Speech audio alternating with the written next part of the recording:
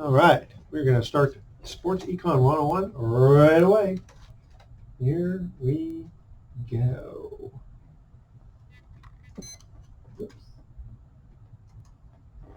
Welcome. You're listening to Sports Econ 101, the show where we discuss sports topics from a business perspective. I'm your host, Edward Brown, along with my co-host, Vern Glenn of CBS affiliate KPIX TV in San Francisco. With a tight haircut. Yeah, for the YouTube audience. That's right. I went to the barber. I think I asked for a 3. He gave me a 1. So this baby is tight. You have the same kind of barber I have, where you just say like 4 and 2 or 3 and 1 or something. Yeah, like must have. So. It's so easy.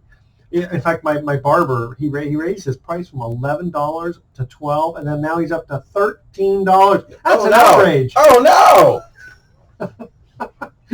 But does my haircut look like it's an $11 haircut? Well, now it's growing out, so I gotta get it cut again. Are you due? You're not due. Really? Yeah. Are you due? Yeah, I got to make some presentations next week. Oh, okay. All right. I got to do that. All right, and Bruce McGowan from KCBS affiliate in San Francisco. Hopefully, he'll be joining us in the next segment. In progress. In progress. Yeah. Got a few things to talk about in the next segment. Yeah. First of all, Antonio Brown, is he coming back? Is he going to school? What's he doing? Well, now he's trying to recover some of this lost money from the Raiders. Good luck with that. So he's, as is his right, is filing a grievance to get back some of his money. It'll go to an arbiter, and who knows what's up after that. All right. Also, in the next segment, we're going to talk about Vontae's perfect. Oof. He's not perfect right now, Oof. I'll tell you. Yeah. What's going on with him? And I want to share some of the Yahoo comments on some of this. I thought were actually pretty poignant. Man, his past transgressions, boy, over $4 million lost. Yeah. Didn't Dominico Sue had like a whole bunch of fines against him too? Yeah. Then he got the message, and he's cleaned that up. Yeah. I guess meeting with Warren Buffett, Buffett. Man, he just wow. Yeah. That's something. All right. This segment of Sports Econ 101 is sponsored by Pacific Private Money, still providing mortgage investments yielding over 7.5%. Check them out at pacificprivatemoney.com. Don't touch that dial. Sports Econ 101 will be right back. We're doing a combination seminar with Steve Moskowitz and Chip Franklin. Oh, Steve Moskowitz. Yeah, good old Steve, yeah. I've gotten consultation from Steve Moskowitz. Yeah. It was I owed some back taxes, and I wasn't sure whether if it was worth using him to not pay as much or go through the whole rigmarole, and in the end I ended up just paying the whole thing. So it's tough. But he's a great guy. Yeah. In fact, we went to school together. I did not know that. Yeah, we were. He was an attorney, and I was an accountant, and we were taking graduate taxes. And back then, they combined them. You know, the accountants and the attorneys to take the graduate classes. So we had at least one class together. And then afterward, I've represented clients before the IRS, but I ran into this one situation where I wasn't getting anywhere. And I was talking to the IRS auditor. I said, the statute of limitations against my client is long gone. Mm-hmm. The guy's all, nope, not in this case. I go, what do you mean not in this case? There's no fraud. There's no this or that. Right. And he spouts out some kind of weird code section. Oh. And I said, I'm going to look into this one. And it was some esoteric weird thing. And Steve, basically, we had to meet with Steve. And he said, listen, believe it or not, I've had to deal with this before. And he says, your client's screwed. I mean, the IRS can do it in this circumstance. Wow. And so I said, well, what can we do? He goes, well, here's the deal. He goes, I want a $10,000 retainer, and there's no guarantee that I'm going to even help out. So you take your chances. I mean, it was very, very clear. My client said, you know what, he owed about $50,000 for it. So he goes, all right, well, let's give it a shot. And Steve saved about $25,000. So he earned his fee. Yeah. Yeah, son of a gun. Yeah, kind of crazy, but I think they I told him, I said, listen, maybe Steve will help you because he's like more well known than I am, and I guess that's kind of what happened. But there was no guarantee. Something to be said for for situations where a firm gets a call and the That's it. caller ID, Moskowitz is on the line. That's shit. Yeah, you know. Yeah, it's not the one man shop. Hello. Oh, good. Mr. Bruce. Hey, what's going on? Hey. You guys doing your show? We are. We just did the first segment, and are you ready for us to call you at home? Yeah, sure. Okay, I'll call you right back at home. Okay. Okay. Bye. Beautiful. Yeah.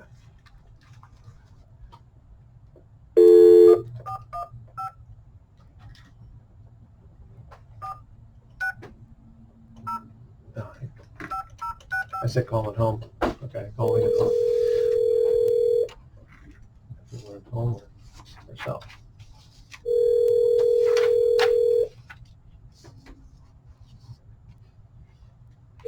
Probably wanted sell.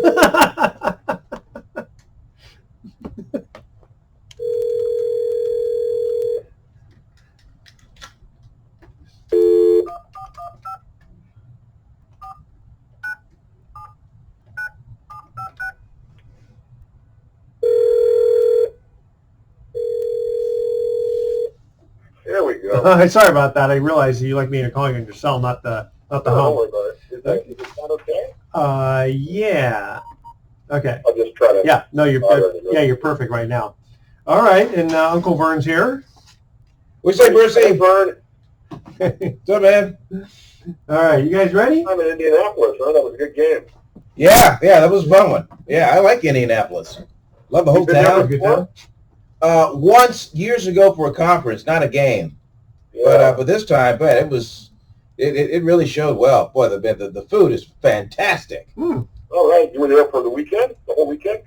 I was there Saturday, Sunday, came back yesterday. Nice. Is there a lot to do there? Look, the Raiders actually look good. Their defense looked good, but the Derek Carr certainly put on a show, didn't he? Sure did. Yeah, Yeah. he sure did. Is there much to do in Indianapolis? Downtown, Yeah. sure. Yeah, I mean everything is centralized downtown, and everything's so close to everything. You can walk to where you need to walk. I mean, Really? you really don't need a car, Wow, except to go to the raceway. except unless you want to go to the raceway. Yeah. But even at that, $20 Uber. Oh, that's good. Yeah, How was the weather? great, fantastic. It was like this. Yeah. It's great. Holy smokes. I think it's Montana that's getting hit right now by snow. Oh, is that right? Yeah. Yeah. Okay, you guys ready? Yeah, let's do it. Yes, Let's sir. do it. Here we go. Well, welcome back to Sports Econ 101. Edward Brown here along with Vern Glenn and Bruce McGowan joining us. Hey, Bruce. How you guys doing today? Good. I feel like we're at full strength. That's right. Yeah. I like that. There you go. Okay. No injuries today. We're going to be having the full regular group on the court. That's right. Exactly. Okay. So we talked a little, just a quick little snippet before we cut out about Antonio Brown and what he's doing. Bruce, do you have any insight on that? Well, without getting into great detail, I think you have to understand, and again, I'm not going to defend this guy, but you look at his history, you look at where he came from, how he grew up, and it's not a surprise. He had a rough childhood. His stepfather, I believe, raised him and then farmed him out to relatives, and he was, couch hopping for much of his early life. So I think there's a built-in kind of an uncertainty and insecurity, and he found his solace in playing football, and he was great at it. But the unfortunate part was he never really grew up in terms of being anything but a narcissist. Everything was around him. When you're that good a player, I guess you can get away with it. I don't think anybody's going to give him another chance, obviously, this year. But there are enough teams out there that could use his help. And, hey, let's face it, he's the best in the game. And if you bring him back and maybe you learn something, he could help somebody next year. But this year, no way. I will agree with you on everything you said about Antonio Brown, except for maybe, I don't know, maybe later in the season, if the NFL does not punish the guy for conduct, I think talent buys tolerance. And when you have a once-in-a-generation type player like he is, boy, you get around, late November, December, boy, you need somebody that just kind of get you over the edge. You're in contention for a playoff. Yeah, maybe you bring him in, especially if you have injuries at that position at that time. And then what about ratings? You know, like TV ratings. Does one guy like that up the ratings that much? I think so. I think from the fringe fan standpoint, you know, the diehards don't care. I mean, they're going to, well, Brown's on the team. Oh, he's going to help me, you know, win this game if I put up this much money, because it's NFL's made for betting, and it's certainly made for TV. So I think he will get another shot maybe this year. I'll go unlikely, but I would not be shocked if something happened. But I do believe that the NFL will weigh in and penalize him for conduct. Think the Patriots will take him back? The Patriots? I don't think so. The ship has sailed on the Patriots and the Raiders, but there's 30 other NFL teams that can kick the tires. We need him. I mean, they're off to a great start. Their system has worked for so many years. You know, who's better than the Patriots right now? Who can challenge them outside of maybe Kansas City?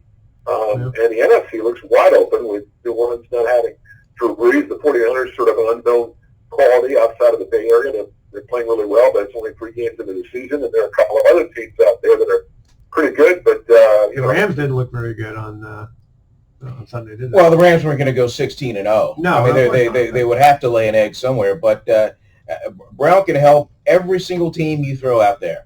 Yeah, he could walk in, one practice, boom. All right, hey, Antonio, run a 7, run a go route, run a 9 route, run a wheel route, and he'll run it more precisely than the receiving core that they already have. Yeah. That's how good he is. Yeah, that's good. Okay, guys, moving on to Vontaze Burfict. Yes, sir. Holy smokes. Okay, so. And I was there in Indianapolis when it happened. I mean, just look at the replay. I mean, he launched himself into the guy, helmet first. And you're going to get ejected every time for that. I don't care who you are. But because it's Burfict, who's been whistled already this year, been kicked out this year once, it's just another infraction. This guy, I don't know, Bruce, this guy can't get out of the way from himself. He's the kind of a guy who would have flourished in the 1970s when the rules were a lot looser, and you had, headhunters out there, and the guys weren't nearly as big. The injuries were bad, but, Burfict, as you mentioned, has a history of doing this. He's a great player. He is a smart player. He's supposed to anchor that linebacking core and be the quarterback of that defense. And unfortunately, this is a huge loss for the Raiders. But Burfict has got to learn sooner or later that in this day and age, you can't get away with that kind of play. And it's going to cost him a lot of money. And, maybe he'll come back next year. But, man, losing him at this stage of the season when the Raiders are kind of, they could go either way. That defense is not very good. As you saw there, Derek Carr put on quite a show against the Colts, but the defense almost let that one get away. Well, let's let the 12 games with no game check seep in. Let's let him look at his bank account at the end of the year, and let's see how much he learns then. It's funny. That can change a man. You had texted, Vernon had texted me over the weekend about, hey, check out the New England. Jonathan Jones. Similar hit, helmet to helmet hit on Josh Allen. This is in the Bills-Patriots game, but here's a couple things. He doesn't have the past history that Burfict does. Okay, that's part of it. But also, if you look at the replays a couple times, these receivers, they're purposely putting their head down to protect themselves. And so when a guy someone like Josh Allen's a quarterback. Okay.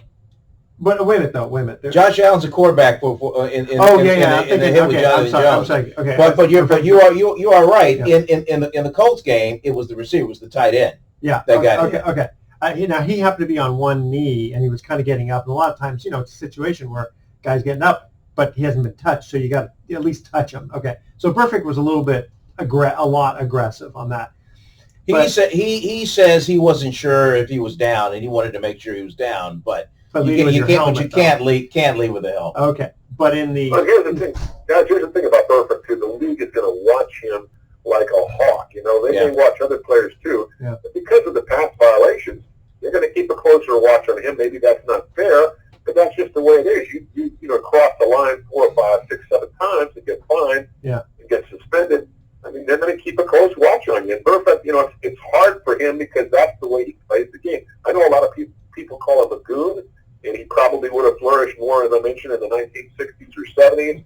But, he's just going to have to modify his style of play if he wants to continue his career. He's at the peak of his career. You think about it. He's 29 years old. He was brought in because he's familiar with defensive coordinator Paul Gunther's system. Paul Gunther, of course, coached him in Cincinnati, and this is a tough loss for the Raiders. It's really bad for his career. So, one of the things I was mentioning, though, let's just talk about all offensive players. They want to protect themselves, so they put their head down. And so when a defensive player is putting his head down to tackle, now if he's leading with his helmet, obviously that's kind of obvious. But sometimes you get this helmet to helmet when it's not really intended that way. You know what I mean?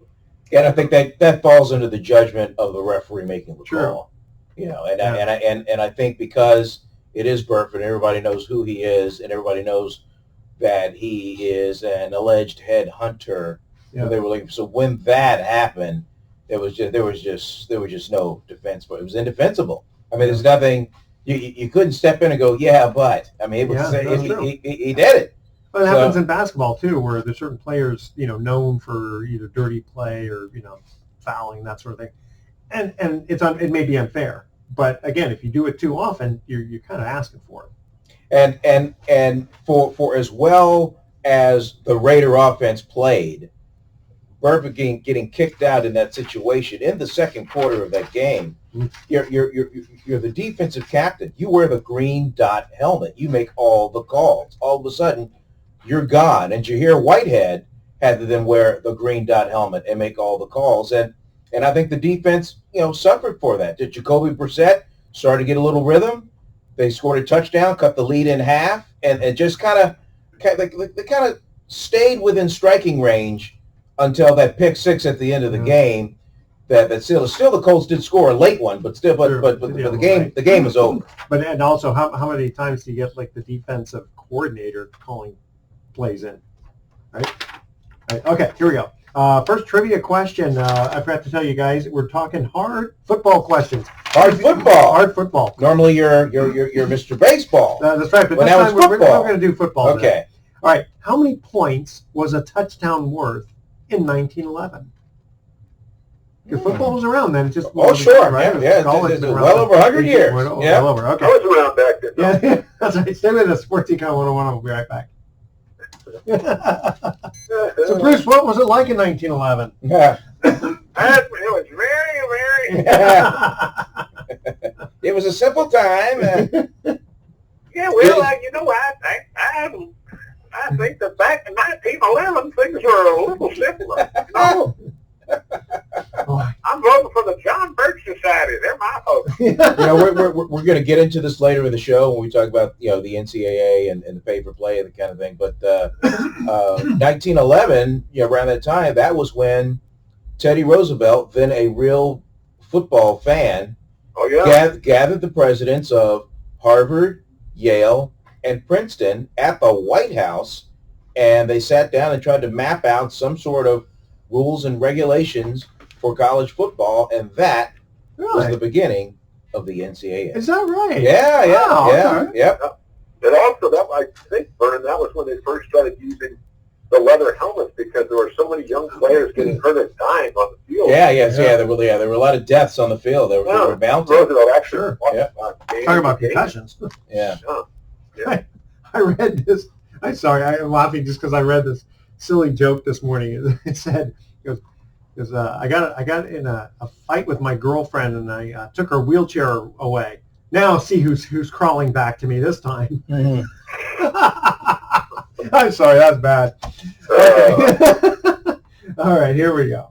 I got a real bad one, and we'll say it on there after the show. It's one of the worst jokes I've ever heard. That actually I got a smirk out of it. Okay, is it if do you want to? If it's not swearing, then we can do it. No, it's a locker room joke. Locker room, okay. Right. We'll save it for locker room then. All right, here we go. Welcome back to Sports Econ 101. Edward Brown here, along with Vern Glenn and Bruce McGowan. First hard football trivia question. How many points was a touchdown worth in 1911? Oh, man. You got that one, Vern? I'm going to guess 5. Yes. Oh, There we go. Look at that. And I can tell you he did not look that up on the internet. I did not. Very good. All right. Hey, continuing on with our friend Vontae's, I was reading some Yahoo comments. I thought it was kind of interesting because here's a question that comes in. Should the Players Association get involved? Well, I'm sure they will. I mean, but it's not a contract dispute. All of this is about safety. No, but you go to your union, your player association, and any type of fine or grievance or what have you. I know for a fact that Burfitt has already appealed through his player union. Now the thing is, what should they do? Because in theory, they should be protecting all the other players too, right? I mean, if he goes out and hurts a bunch of players and ends their careers, or they get hurt for the season, I mean, that's hurting the whole players. Yeah, but then they'll argue. They'll go, Edward, we're playing football here. We're not playing flag football. We're playing football, and if you don't want to get hit, don't be out on the field. Well, no, but there's a difference between being hit and then having those kind of hits, right? And his side. Well, they're going to pull up the John's hit on Allen. They're going to pull that up and go, yeah. Why do I get this if this guy does that and it's a 15-yard penalty? Why do I lose a year and this guy lunges with the same hit? And that's one of the things that kind of moving on also to Odell Beckham getting treated worse than other players.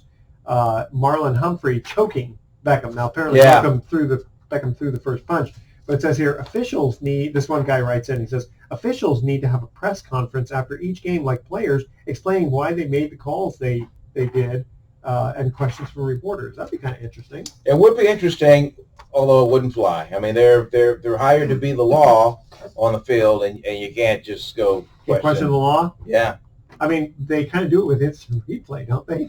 Well, instant replay, you have officials in Secaucus, New Jersey, that are looking at this replay, that are making the call. And a lot of times, these calls have been overturned. Yeah. It's kind of interesting.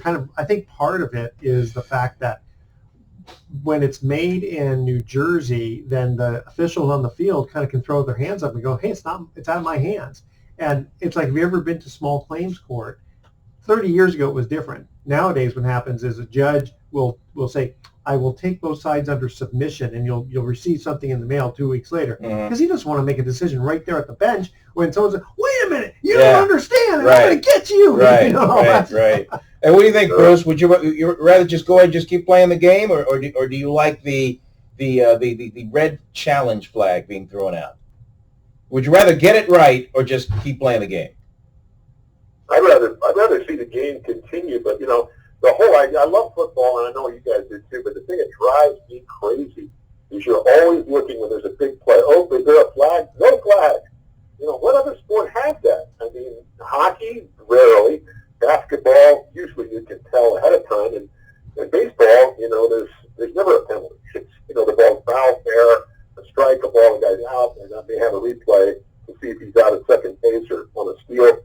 But football, it just drives me nuts, and I know it's part of the game, but now with the red flag, or with the challenge flag, with the replays and everything, I don't know, maybe I'm old school. I just wish it wasn't quite so prevalent, but hey, listen, we live in a different world today. So, well, here's the difference, Bruce. I think in football, particularly pro football, there are millions of FU money out there on the line on a call going one way or the other. They want to get that one right, because that can affect the points one way or another. Well, it's not even that. It's not even that kind of money for the non-players. I mean, the players themselves, right? I mean, you look at the Saints, Rams last year, and they're going to complain, obviously, but I mean, that could have put them in the Super Bowl. Could have, yeah. I mean, probably would have. So, it's not just the money from bettors. I mean, you're talking about the players there too, and being able to Super Bowl win and all that. Yeah, fair point.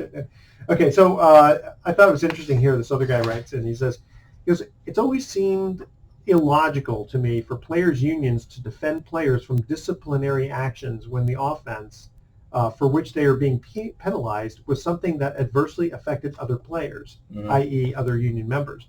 In addition to the cheap hits, include their defense of players disciplined for egregious use of performance-enhancing drugs. Their improved performance comes at the expense of other players. Again, other union members. Excuse me. If I were a dues-paying player, I would not appreciate my dues being expended to defend someone who might end my career by injuring me or outperforming me, courtesy of illegal, PEDs. It's a good point. Yeah, I guess it's a good point, because in corporate America, you have you have a system in place to protect the employees if somebody's brought under scrutiny for this, that, and the other. I know if I was in trouble with management, I have a union that I can go to. I have a union rep that I can go to represent me if it got that bad. Okay. But I'm not tackling anybody. I'm not inflicting. No.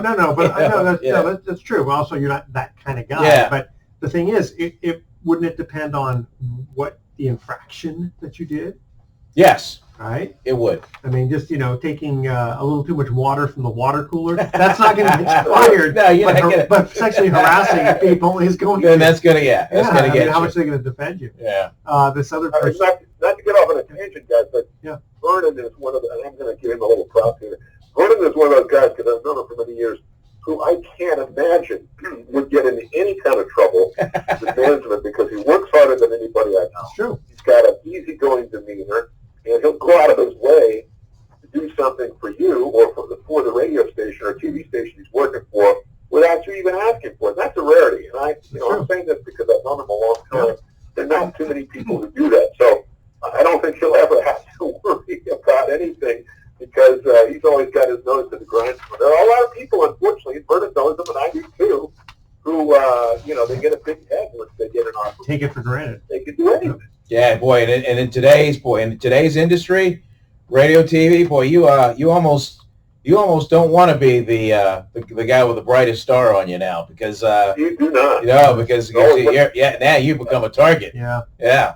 That's it. I don't want to make more than anybody. I don't want to put myself out there where they could just the people in control of the books can look at the ledger and go, hey, employee number 22306. Just a number. Hey, let's say let's take this guy down. Exactly. Guys, Yep. Not long ago, this is about 10 years ago, I was in between radio jobs, and I was working for, I won't mention the company, but it was a local TV operation, and I was helping to produce a show. And after about 13 months, the general manager called me in his office, and we were friends, and he goes, I got some bad news. We only have 53 chess pieces available, and you're the 54th. You're on the bubble. Happened. It was the best thing that could have happened, because I got back into radio, and that's my first love. But it was weird. I mean, the way he put it. I got 50 spots on the chessboard, and you're the 54th. So, kind of a nice way to put it, I guess. Yeah. This other gentleman pretty easy way to tell somebody they're fired. I guess. The job has been downsized. It's just, who needs to have to be the messenger in that case, Well, you should have told them, look, just give me half your salary. That's fine. This one guy writes also, he says, I find it ironic that the Players Association wants to sue the owners due to concussions, yet guys like Perfect are the bigger problem. That hit could not only cause this season-ending or career-ending injuries, but it could have been lifetime. I mean, a guy gets hit in the head like that, right? It's not a bad assessment there. It says here, how about the owners man up and refuse to sign him? Talking about if he gets released. But anyway, I think that isn't that called collusion? Can't do that, right? Yeah. Speaking of helmets, I've got this list here of 11 football innovations that changed the game, and the evolution of the helmet is one of them. What other ones? The forward pass. Oh yeah, that's right. 2 platoon football. Bruce, you remember this? There were even as late as close to the mid 1960s. You had guys playing both ways. Oh yeah. And then all of a sudden they came up with 2 platoon football, and now we have specialists. I mean, you got a punter, a place kicker, and a guy who kicks off. Yep. Yeah. You have a guy who snaps the ball, and that's all he does. John Condo, what was it? He was a 2-time Pro Bowler as a long snapper. That's all he did. Yep. Here's other ones on. Well, he had the block too. The creation of the forward pass and the line of scrimmage, because back in the days when football began, I mean, it just looked like rugby. Yeah. So somebody came with the idea of a line of scrimmage. So you had an offense and a defense, with the ball kind of as the imaginary dividing line, and football took off from there. Also, a creation of the NCAA, where Teddy Roosevelt got the presidents of Princeton, Harvard, and Yale to form some kind of rules and guidelines, and that was the beginning of the NCAA. College football playoff, freshman eligibility, Walter Camp's All-American team. Remember that, Bruce?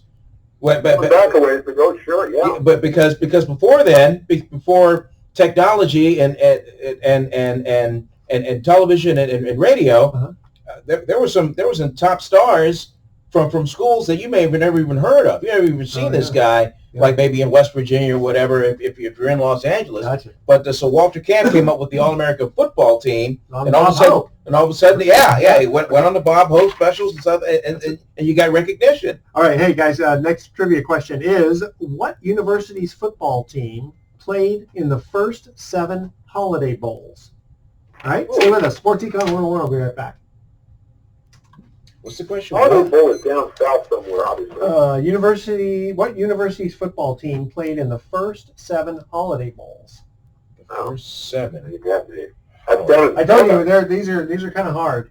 First 7 Holiday Bowls. You will have heard of the school though. It's not. Okay. It's not too. 7 in a row. Wow. Yeah. First 7 for 7 straight years. They played the first 7. The first. Okay. Yeah.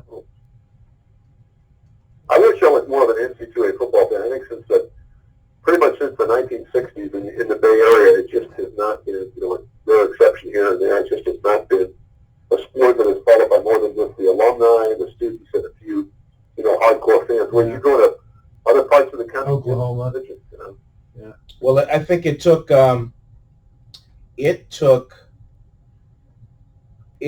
Bear Bryant scheduling USC in football for Bryant to be able to integrate his team. Yeah, that's true. Yeah, they played USC. I want to say in 1970, and got their teeth kicked in. It was a night game at Alabama, and then the next year Alabama was able to play USC and beat them, and they had their with the first black member of the Alabama football team. Yeah. I don't think Alabama integrated, like you said, until the early 70s. Wow. Yeah. Yeah. And it wasn't, and I'm told it wasn't so much a problem that Bear Bryant or Pat Dye of Auburn had. It was the governor of Alabama, George Wallace. He was the one that was like, George Wallace. Yeah. I don't understand these unless he himself was picked on. I don't get it. Everett is very easy to understand. You look at the history of this country. I mean, we had slaves in this country going back to the 17th century. You have an institution of slavery that existed for generations. I understand, but I'm trying to think of why would you not want football? I mean, unless you're trying to keep them all uneducated. Like in the early slave days, they basically said you're not allowed to teach blacks to slaves to read. Right. To try to keep them all down. Maybe is that what he was still trying to do? To get off on a political read about this. I think one of the big reasons we have such a division in this country today. You look at the people who support Trump. How many black people or people of color do you see? Maybe 4%, maybe 7%, if that. I don't think the percentage is that high. Yeah, but I don't know what he's doing to black people that would. I mean, I understand the generic. It scares me more than anything else. Yeah. Anyway, that's my political. All right, here we. All right. Oh, in fact, you'll like this. You know who Chip Franklin is, right? Sure. Oh, sure. Okay, he's going to be our MC at our event. We have 3 events going on. One is at Embassy Suites on the 16th, Wednesday. 23rd, he's going to MC it in Fremont. And then we're going to be in Walnut Creek every Wednesday. It'll be the 16th, 23rd, and 30th. He's got a good show. Will he bring He does. Will he bring Mickey Medora with him? I don't think Probably so. not. No, but Yeah. it's funny because It's a good show. I'm definitely on the more conservative side. Mhm. He's definitely on the liberal side. Yeah, But we all get just like Bruce and I get along. you're right. You know? Right. Politics should never, you can argue and even curse each other, but politics should never get in the way of friendship. Yeah, exactly. So he's a good guy. I like him. Okay, are you guys ready? Yeah, let's go. All right, here we go. Welcome back to Sports Econ 101. One more time, I'm Edward Brown, your host, along with Vern Glenn and Bruce McGowan. Second trivia question, hard football we're talking here. What university's football team played in the first 7 Holiday Bowls? Oh, man. Duke University, I don't know. First 7. Oh boy. Think First of 7 Holiday Bowls. think of a more religious. I'm gonna guess Notre Dame. No, that would have been good. In fact, when I was a kid, that's what Sunday morning there was no cartoons to watch that were any good, so we used to watch Notre Dame highlights. Yep, there Remember you go. that? There you Remember go. Oh, yeah. No, Brigham Young. Brigham Young. Brigham Okay, Young, all right. So I guess the Holiday Bowl is more kind of in the Utah area, isn't it? The Holiday Bowl? No, Holiday Bowl is in the Holiday Bowl is in San Diego, or it was in San Diego. Okay. I don't know Because if they we got- changed it over time. Or... Yeah. Brigham Young. Wow. Brigham Young. This is going off on a tangent again, guys. My great-great-grand, and I'm not a Mormon, but my great-great-grandfather was Brigham Young. He So was Steve The Young. Youngs, yeah. he married my great-grandmother because she lost her husband, and her son became an elder of the Mormon Church. This is around the 1890s, and he had 2 wives as well, and then my grandmother was one of his kids. So indirectly, I'm related to Brigham Young. It's kind of scary because I was not. My mom wasn't. Yeah. My grandparents really weren't very serious about it. So you're related to Steve Young? Yeah, then? forget Brigham Yeah, Young. you're related to You Steve may be Young. related to Steve Young. Yeah, I told Steve that story once, and he was flabbergasted because I said, we may be distantly related. He shook his head and smiled. I said, well, not by blood, because like I said, Brigham Young married my great-great-grandmother, and she did not have any kids by him. My great-great-grandmother Oh, okay. Got you. was already, he was a little kid at the time. So, I figured he had so many wives. We're probably all related. what's interesting about Brigham Young? I will say this. Everybody says, oh, yeah, 35 wives. Yeah, polygamy was practiced, but most of the wives were women who had lost their husbands, who were indigent, who were older, and he believed in taking them in. So, kudos to him. He did have his 10 or 12 wives that were his favorites, but he had like 23 or 24 others that were women who had just, been abandoned or, and again, I'm not defending polygamy. No, I know, but you're saying he wasn't quite the bad guy that you would think of. No, he wasn't. And we're talking about the mid-19th century, and also a lot of people around the country, not only shunned the Mormons and pushed them out of several places back in the Midwest, but they were Joseph Smith, the guy who founded, and it's really the world's most successful cult, was lynched because he was kind of a crazy character. So Brigham Young took everybody out to Utah. They found this spot in Salt Lake City that was pretty desolate. There weren't too many people, very few Native Americans in that particular area. But this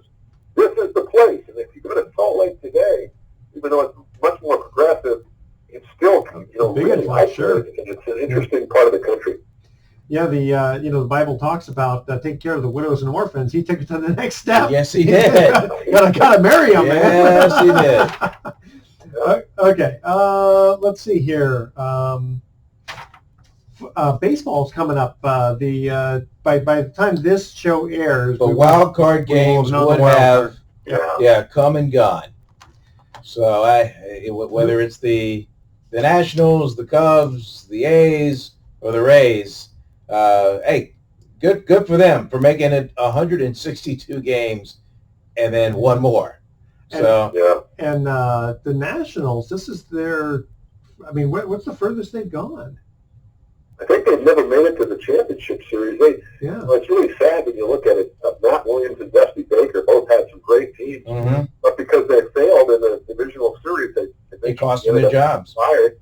Dave Martinez now, I don't know if he's on the hot seat, but they're going to have a tough time if they win the wild card.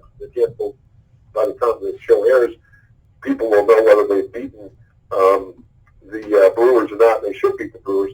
But for them to go up against the Atlanta Braves, maybe the dark horse team to win the National League, that's going to be really, really tough. Actually, no, take that back. That's why the Dodgers. The Braves will play St. Louis. So it's going to be fun. The American League, though, God, who can beat Houston right now with that pitching and that hitting? I don't think anybody's going to beat Houston. Edward, how much time we got left in the show? Let's see. We've got 8 minutes left on this segment, and then a quick 2-minute outro. Okay. Well, let me segue, Bruce, because I'm dying to get Bruce's take on this. The issue, particularly in California now, is the college pay for play. Gavin Newsom has signed this bill that's going to finally allow college athletes to be paid for their likeness. To be paid for their likeness. They can hire sports agents. They can get a piece of merchandise. They can sign deals with particular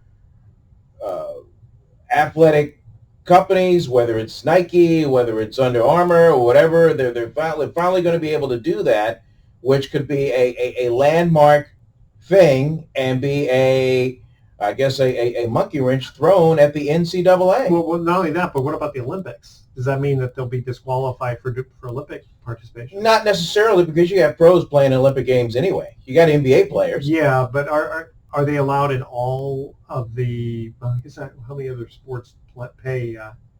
None. I said like gymnastics. You don't really make much money in gymnastics. Right. So, what do you think about that, Bruce? I mean, this if this goes through, this could be a game changer, and I'm sure the NCAA is very fearful of that.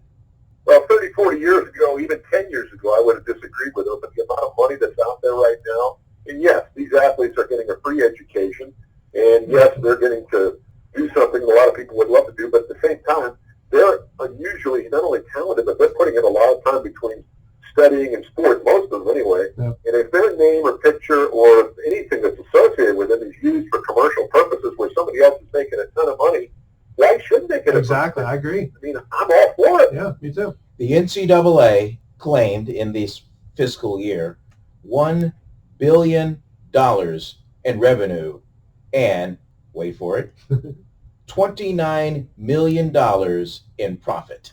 Whoa. And basically that's what they don't want to share with the... And that's what they don't want to share with said five-star athlete that says no to the SEC schools and, hey, I'm going to go play for a Pac-12 school because I'm in California.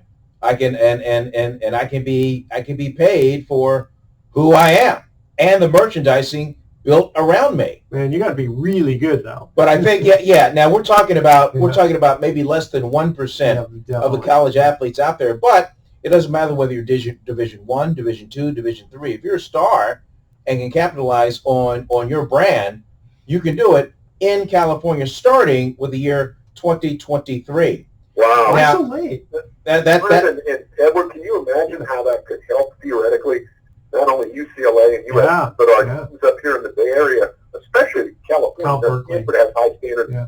You know, to get into that school, you have to be one of the academically elite. But Cal, which has struggled and been mediocre most of the last 50 years, could really benefit. Absolutely. Absolutely. Yeah. There are 60 Division I colleges in the state of California. But don't you think, as I throw this out, don't you think between now and, say, 2023, other states are simply going to just follow suit? That's exactly what's going to happen. If I'm an SEC football school and I'm after one guy, I'm not going to deal with this guy just saying, oh, no, I'm going to, I'm not going to play for Alabama. I'm not going to play for LSU or Georgia. I'm going to go out and play for USC. Yeah, they'll do it, whether they're moral high ground. Right. It ain't the moral high ground no mo. Now what happens if a player signs with Nike and the school and the team are outfitted by Under Armour? Does the player say, well, I can't wear that, I have to wear Nike? So I guess Nike would have to make a uniform just like theirs, only theirs is made by Under Armour. Yeah, good question. I don't know the answer to this one. again, we're new territory now. It is. Yeah. It really is. It's like I said, it's a game changer. I mean, it's the start of something. Yeah, I mean, and I don't have a problem with them getting paid. You know, they think, oh, well, they're getting a free education. Yeah, but a free education is worth, $100,000 a year, let's say. Yeah, they're getting a free education, right? but Bruce knows this. The life of a college athlete, it's very regimented. You're in practice, or you play the game, or you're in school, yeah, or in some kind of study hall. That's your life. Yeah. Yeah. There's no bonfires. There's no spring rush. There's no drinking parties. Yeah. Well, but maybe among your team. Yeah. But that's it. Yeah. But also after their college career is done, 95% of these people have to go get regular jobs. Yeah. They're not capable of getting very good jobs. But how many even have a sniff at the pros where they can make decent money? Maybe 5%, if that. Yeah, but the fact that, like, there was a guy I knew who, this is back in the 80s, where he was in the Rose Bowl and they won it, and so he has a Rose Bowl ring. But you could kind of tell he knew nothing about our business, and this was back in the financial planning days. But he got hired by a company to sort of be the face of the company. Hey, look, and everyone, just look at his ring. Hey, just you don't worry about the office. Just stay in the lobby and greet people as they come in. Exactly. Yeah. And so he I don't know what other talents he had, but obviously he didn't play pro football because he was like almost right out of college and working this gig. So it still kind of elevates you to get your foot in the door. Yeah. Yeah. Absolutely. Oh yeah. Well, if you know how to market yourself, if you know how to make connections, and you know how to play the political game, and charm people, and you're good at handshaking and understanding what goes on in the business world, you should be able to parlay a college career into some success afterwards. I mean, pro athletes, a lot of them do really, really well after they get out of the game at the early ages of 30 to 35, and college football players and basketball players, same thing. When they get out of their schools in 22, 23, maybe they can migrate into the business world and do very well. We've seen it happen. Yeah. Here's the follow-up question. What do you do if you're the NCAA? You suddenly have an epiphany and go, you know what? You're right. I don't know if it's that easy. You was all right, and we was all wrong. I don't know. Well, that's my creed. Hey, come on. Yeah. There's enough for everybody. Well, it's funny. It kind of reminds, we were talking about, the Mormon Church, and it reminds me that years ago, the Mormon Church would not allow black leaders. They'd allow them in the church, but they wouldn't allow them to be deacons and that sort of thing. So one day, the IRS basically said, well, wait a minute, you're discriminating, and we're not going to be an approved 501c3 nonprofit. Any contributions are not going to be tax deductible. And suddenly they had an epiphany from God. Yeah. Suddenly, yes, we've now realized that God has told us it's okay to have these people. All God's children can be deacons. Right. Don't you love that? Okay, guys, so we're going to get to our third trivia question here. What quarterback has the most fumbles in the Super Bowl? All right, in the Super Bowl history. So he's been there more than once, and it's not Otto Graham, who's never been in a Super Bowl because he retired before they got the Super Bowls. Okay, that's our trivia question. What quarterback has the most fumbles in the Super Bowl? Right? Okay, that's our trivia question. Stay with us. You're listening to Sports Econ 101. And don't touch that dial. We're going to be coming right back with some closing comments. All right. You know who I called and talked to the other day, by the way? Who's that? Craig Wooden. Oh, yeah, that's right. Wow. Does he still live in Campbell? No, Mill Valley. No, he still lives in Mill Valley. He lives He was on the Harbor show. Point, right next to the Richmond Bridge, with those nice little apartments. He and his wife have one kind of back off the freeway on that lagoon. And the last, I gave him a call. It was funny, 5 minutes into the conversation. Bruce, if you're trying to get me to go on the show again and talk about the Super Bowl and the Cowboys, I don't want to do it. Yeah. That's funny. Oh, and by the way, last week I went over to Claremont, and a buddy of mine and I, I'm sure Vernon knows Dean Johnson, the guy kind of hangs out with me once in a while. Mm-hmm. Did a little work for a station up in Fort Bragg, and used to sort of helped produce our weekend shows. He and I went over to Claremont and to Montclair, I should say, and took Al Adels out to lunch. Oh, I saw the picture on Facebook. Yeah. And so we were out there for about 3 hours, and he just, God, he repeats himself a little bit once, but he'll tell you the same story. But his spirit and his, just his, the way he kind of laughs at himself and enjoys talking about his history. It's just, it was priceless. I tell you guys, at the end of the afternoon when we drove back to his house, I was almost in tears. Wow. Yeah. His son, did he have a nice interview? They interviewed his son, and it was just really sweet to see the relationship they had and how he respected him. Oh, yeah. Well, the son's moving in with him and helping out Mom. Cool. They've got a downstairs sort of an in-law unit in their home. They've lived up there for 47 years, and Al Jr. is moving up there. He's got 2 kids. I think his kids are in high school or college, so they're living with Mom, but he's going to go up there and help out, because Al's 82, and he's had some, besides the memory problem he's had, he had colon cancer, which they, it's kind of like cancer, but when you're that much older, it's tough, even if they get it out, so. Yeah. How many times did I was really lucky. I dodged the bullet here. It's been a rough last 4 months, but I should be okay by the end of the year. I'm slowly, but it's tough when you get this. I was going to say, we had one of our employees at Lighthouse had cancer, and she beat it. Yeah. Yeah. Well, most people do. The key, there's 3 keys. The number 1 thing is luck.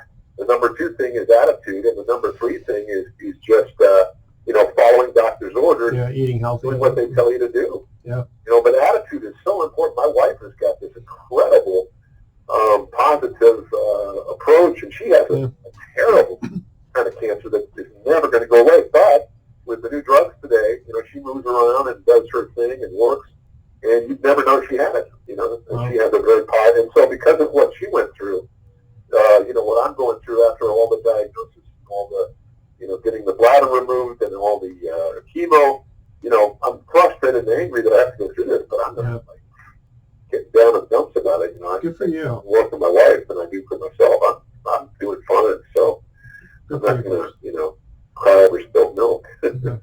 All right, you guys ready to close this one off? Yep, let's do it. All right. I got to close the YouTube pretty soon. Okay, here we go. Welcome back to Sports Econ 101. Last time for today, I'm Edward Brown, your host, along with Vern Glenn and Bruce McGowan. Third trivia question, what quarterback has the most fumbles in the Super Bowl? Oh, boy. Maybe our old friend Craig Morton? No? Maybe Joe Cap? No? So obviously it's someone who's been to the Super Bowl a fair amount of times. Yeah, Fran Tarkenton?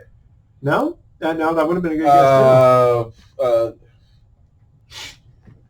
Jim. Okay, I'll tell you, he fumbled 5 times in 4 Super Bowls. Oh my God! Yeah. Jim Kelly? No, that would have been a good one too. Yeah, I would have guessed him. 5 times. Roger Staubach. Roger Staubach. Roger Staubach. I never would have guessed. Yeah, 5 times. Isn't that crazy? Wow. Well, he took his team to 5 Super Bowls in the '70s. They only won 2 of them, but man, Roger was an amazing. He was incredible. He's still around too. I think he's in his late 70s now. Oh, he's got to be. Yeah. I never met him. Look at that of me. Never had a chance to meet him. Good businessman. In fact, he taught Emmitt Smith a lot about real estate and business and stuff. Well, it was Cowboys taking care of each other. Oh, yeah. Right. Okay, let's see here. Thoughts for the... I interviewed him a couple times and just a really good, down-to-earth, solid citizen. That's what going to Navy will do to you. Mm-hmm. Okay, thoughts for the day. You ready? Be decisive. Right or wrong, make a decision. The road of life is paved with flat squirrels who couldn't make a decision. Oh, yeah. That's right. They made the wrong one. And that's a good one. Like that. And life is not the way it's supposed to be. It is the way it is. The way we cope with it is what makes the difference. Mm. In fact, we were just talking about that off the air, right? Yeah. With health situations. That's right. Anyway, with that, audience, we ask you to tune in next week to Sports Econ 101. We're going to be discussing sports topics from a business perspective and asking more sports trivia questions. Thanks for listening. On behalf of our team, I'm your host, Edward Brown. Well, we'll see you next week. Good night, America. So long. All right, good show, guys. All right, guys. All right. Thank you very much. Okay, so next week, I'm out. So we got one in the can, actually. Okay. So right. we'll look at the calendar and figure out that, okay, so we're not here on the 7th or 8th. The 14th is my anniversary. That's probably not a good idea. Okay, can we do the 15th? But I'm okay any morning, Vernon. I don't know what Vernon's schedule is, but you can always, almost every morning, call me and I'm fine, or I'll come in. Okay. Should be able to get my license here in another week. Yeah, I was going to ask you if you're going to be able to come in then. Yeah, no, I will be able to. It's just, we've been dragging our feet on this. We got all the paperwork, and my wife has been doing so much driving with my daughter and school. Yeah. And, it's actually been, in some respects, I kind of feel blessed that I don't have to drive, because driving around the Bay Area, is a lot of fun. But oh my gosh, I have to start doing it next week. So it was so